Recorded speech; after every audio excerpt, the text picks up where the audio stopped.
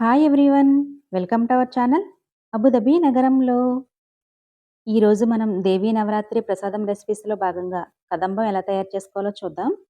చాలా సింపుల్‌గా ఎవరైనా ఈజీగా చేసుకునే విధంగా వన్ పాట్ రైస్‌లో చేసి చూపిస్తానండి.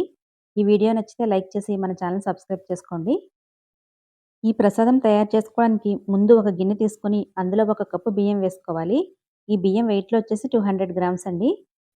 అదే కప్పుతో హాఫ్ కప్పు కందిపప్పు కూడా వేసుకొని 2, 3 సార్లు శుభ్రంగా కడుక్కొని ఇవి మునిగే వరకు నీళ్లు పోసి ఒక గంట సేపు నాననివ్వాలి. ఒక గంట నానితే ఇవి తొందరగా ఉడికిపోతాయండి. ఇప్పుడు మీడియం నిమ్మకాయ సైజ్ అంత చింతపండు తీసుకొని శుభ్రంగా కడుక్కొని నీళ్లు పోసి చింతపండు కూడా నానబెట్టుకోవాలి. చింతపండు నానిన తర్వాత రసం తీసుకొని పక్కన పెట్టుకోవాలి. ఇవి నానేలోపు మనం కదంబంలో వేసే మసాలా తయారు చేసుకుందాం. మసాలా ప్రిపేర్ చేసుకోవడానికి స్టవ్ ఆన్ చేసి ప్యాన్ పెట్టుకొని ప్యాన్‌లో 1 టీ స్పూన్ పచ్చిశనగపప్పు, 1 టీ స్పూన్ కందిపప్పు, 1 టీ స్పూన్ మినపప్పు, హాఫ్ టీ స్పూన్ మిరియాలు వేసి లో ఫ్లేమ్‌లో వేయించుకోవాలి. ఇవి వేయించేటప్పుడు ఆయిల్ ఏం వేయాల్సిన అవసరం లేదండి. ఆయిల్ వేయకుండా డ్రై రోస్ట్ చేసుకోవాలి. ఇవి కొంచెం వేగిన తర్వాత పావు టీ స్పూన్ మెంతులు, 4 టీ స్పూన్ల ధనియాలు, 1 టీ స్పూన్ జీలకర్ర. నేను ఇందులో చిన్న ముక్క దాల్చిన చెక్క వేస్తున్నానండి. ఇది పావించులో సగం ఉంటుంది. ఇది వేసుకుంటే ఫ్లేవర్ బావుంటుందండి. ఇది పూర్తిగా ఆప్షనల్. మీకు ఇష్టం లేకపోతే స్కిప్ చేసేసేయండి. ఇప్పుడు ఇందులో 3, 4 ఎండుమిర్చిని కూడా వేసి వేయించుకోవాలి.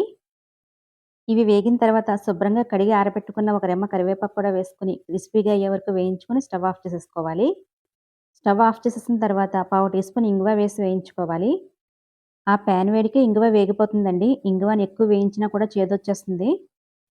ఇప్పుడు వీటిని ఒక ప్లేట్‌లో వేసుకొని పూర్తిగా చల్లారనివ్వాలి. చల్లారిన తర్వాత మిక్సీ జార్‌లో వేసుకొని మెత్తగా గ్రైండ్ చేసుకోవాలి. గ్రైండ్ చేసుకున్న తర్వాత ఈ మసాలా మీద మూత పెట్టేసి కాసేపు పక్కన పెట్టుకోండి. వెజిటబుల్స్‌ని కూడా ముందే కట్ చేసి పెట్టుకోవాలి. వెజిటబుల్స్ కట్ చేసుకునేటప్పుడు చిన్నవి కాకుండా కొంచెం పెద్ద ముక్కలుగా కట్ చేసుకోవాలి. మనకి నచ్చినవి మన ఇంట్లో అవైలబుల్‌గా ఉన్న వెజిటబుల్స్ ఏవైనా వేసుకోవచ్చండి. వెజిటబుల్స్ ఇవే వేసుకోవాలని ఏం లేదు.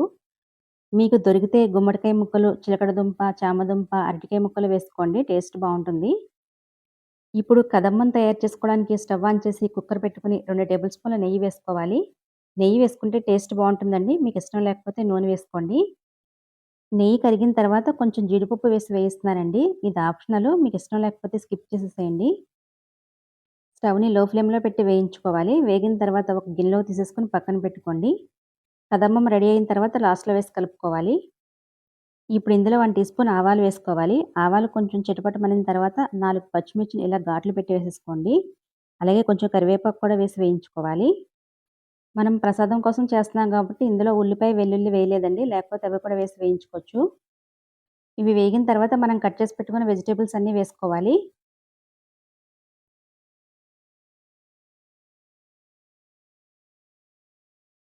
కొంచెం కొత్తిమీర కూడా వేసుకోవాలి. ఇప్పుడు ఇందులో ముక్కలకు సరిపడా సాల్ట్ కూడా వేసేసుకోండి. నేను ఒక టీ స్పూన్ వేశాను. ఒకసారి కలుపుకొని ఈ కూరగాయ ముక్కల మీద మూత పెట్టేసి లో ఫ్లేమ్‌లో ఒక 5 నిమిషాలు మగ్గించుకోవాలి.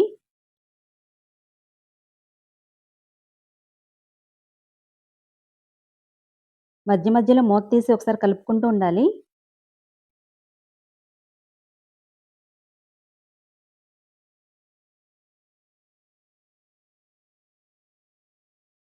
కూరగాయ ముక్కలన్నీ ఇలా బాగా మగ్గిన తర్వాత హాఫ్ టీ స్పూన్ పసుపు, మన టేస్ట్‌కి తగినంత కారం వేసుకోవాలి. కారం వేసుకునేటప్పుడు చూసి వేసుకోండి. మనం మసాలా తయారు చేసేటప్పుడు ఎండుమిర్చి, మిరియాలు వేసుకున్నాం కదా! అలాగే ఇందులో పచ్చిమిర్చి కూడా వేసాం. దాన్ని బట్టి కారం వేసుకోండి. అలాగే ఇందులో మనం గ్రైండ్ చేసి పెట్టుకున్న మసాలా పొడి కూడా వేసుకొని ఒకసారి కలుపుకొని కారంలోని పచ్చివాసన పోయే వరకు ఒక 2 నిమిషాలు మగ్గించుకోవాలి.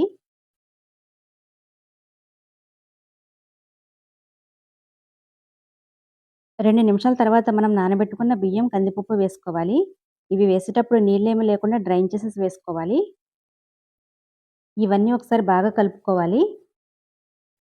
కలుపుకున్న తర్వాత ఇప్పుడు ఇందులో నీళ్లు వేసుకోవాలి. మనం బియ్యం, కందిపప్పు కలిపి 1:30 కప్పు తీసుకున్నాం కదా! 1:30 కప్పుకి 7 కప్పులు నీళ్లు వేసుకోవాలి. ముందు ఇందులో చింతపండు రసాన్ని కొలిచి వేసుకోండి. తర్వాత మిగిలిన కప్స్‌కి నీళ్లు వేసుకోండి.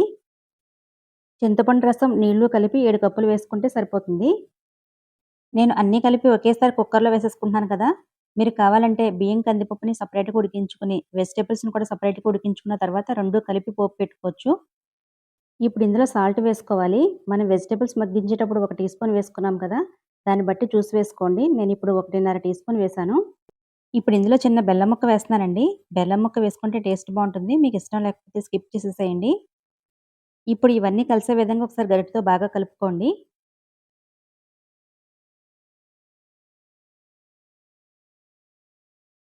కలుపుకున్న తర్వాత కుక్కర్ మీద మూత పెట్టేసి మీడియం ఫ్లేమ్‌లో 4 విజిల్స్ వచ్చే వరకు ఉడికించుకొని స్టవ్ ఆఫ్ చేసేసుకోవాలి. కుక్కర్‌లోని ప్రెషర్ అంతా పోయిన తర్వాత మూత ఓపెన్ చేసి చూపిస్తున్నానండి. ఒకసారి అన్నాన్ని నెమ్మదిగా కలుపుకోండి. అడుగు వరకు కలిసే విధంగా ఒకసారి మొత్తం కలుపుకోవాలి.